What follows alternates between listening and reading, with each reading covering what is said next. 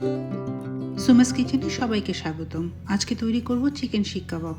বাড়িতে বসে কি করে রেস্টুরেন্টের স্বাদে পারফেক্ট এবং জুসি শিক কাবাব তৈরি করা যায় সেই রেসিপি শেয়ার করব আপনাদের সাথে। চলুন শুরু করা যাক। আমি এখানে 1 কাপ পেঁয়াজকে বড় বড় টুকরো করে নিয়েছি। এই টুকরোগুলোকে একটি চপারের মধ্যে দিয়ে দিচ্ছি এবং খুব মিহি করে চপ করে নিচ্ছি। এই চপ করা পেঁয়াজগুলোকে একটি ছাঁকনির মধ্যে দিয়ে ছেঁকে পানিটা ঝরিয়ে নিচ্ছি। একটি চামচের সাহায্যে যতটুকু সম্ভব চেপে চেপে পানিটা বের করে নেওয়ার চেষ্টা করছি। অন্য একটি বাটিতে ছোট ছোট টুকরো করে কেটে নেওয়া 2 কাপ পরিমাণে মুরগির মাংস নিয়ে নিচ্ছি।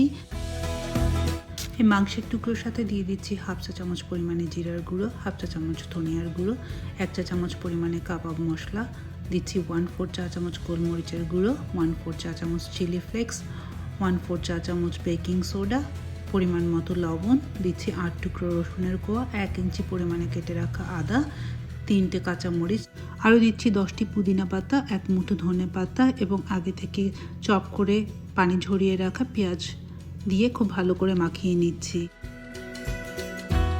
এবারে মাখানো মাংসগুলো মশলাসহ চপারের মধ্যে দিয়ে চপ করে নিচ্ছি। আপনি চাইলে হাতেও কিমা করে নিতে পারেন।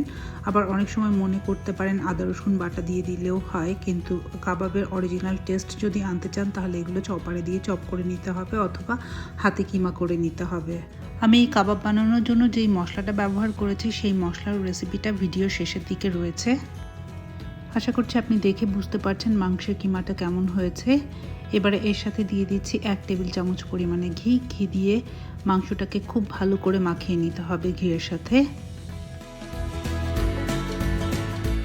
মাখানো মাংসটাকে কমপক্ষে 1 ঘন্টার জন্য ম্যারিনেট করতে হবে।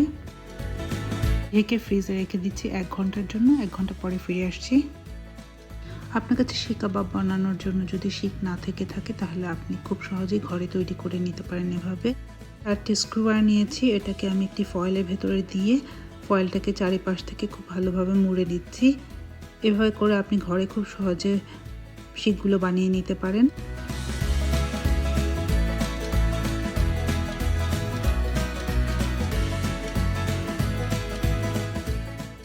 বানিয়ে নেওয়া শিকগুলোর মধ্যে এবারে ম্যারিনেট করা মাংসগুলো দিয়ে দিচ্ছি। এই জন্য আমি হাতে প্রথমে কিছুটা পানি লাগিয়ে নিচ্ছি। পানি লাগিয়ে প্রায় 1 মুঠোর মতো মাংস নিয়ে নিচ্ছি। এখানে সম্পূর্ণ পরিমাণ সাইজ আপনার উপরে নির্ভর করবে। আপনি যেরকম বড় করতে চান সেই পরিমাণে মাংস নেবেন। এবারে মাংসটাকে খুব ভালো করে শিকের চারিপাশে ছড়িয়ে দিচ্ছি। একইভাবে সবগুলো মাংসকে আমি শিকে লাগিয়ে নিচ্ছি। প্যানে সামান্য তেল দিয়ে তেলটা গরম হয়ে গেলে আমার চুলার আঁচটা মিডিয়ামে রেখে আমি শিকগুলো দিয়ে দিচ্ছি প্যানের মধ্যে।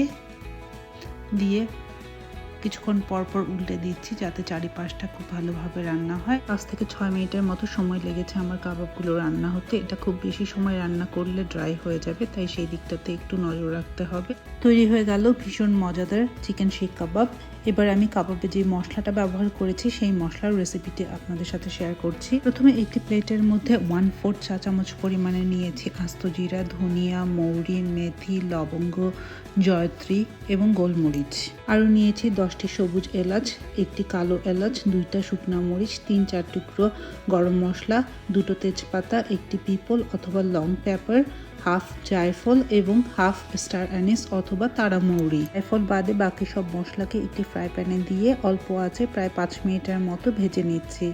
ভেজে একটু ঠান্ডা হলে জায়ফল সহ বাকি সব মশলাকে একসাথে গুঁড়ো করে নিলেই তৈরি হয়ে গেল কাবাব মশলা। এই মশলাটাকে আপনি প্রায় 3 মাসের জন্য একটি এয়ারটাইট কন্টেনারে ভরে সংরক্ষণ করতে পারবেন। আমার রেসিপিগুলো আপনাদের ভালো লাগলে আমাকে লাইক, শেয়ার এবং সাবস্ক্রাইব করবেন। ধন্যবাদ সবাইকে আমার চ্যানেলটি দেখার জন্য। আবার দেখা হবে নতুন কোনো রান্না নিয়ে সুমাস কিচেনে। ততক্ষণ সবাই ভালো থাকবেন। ধন্যবাদ।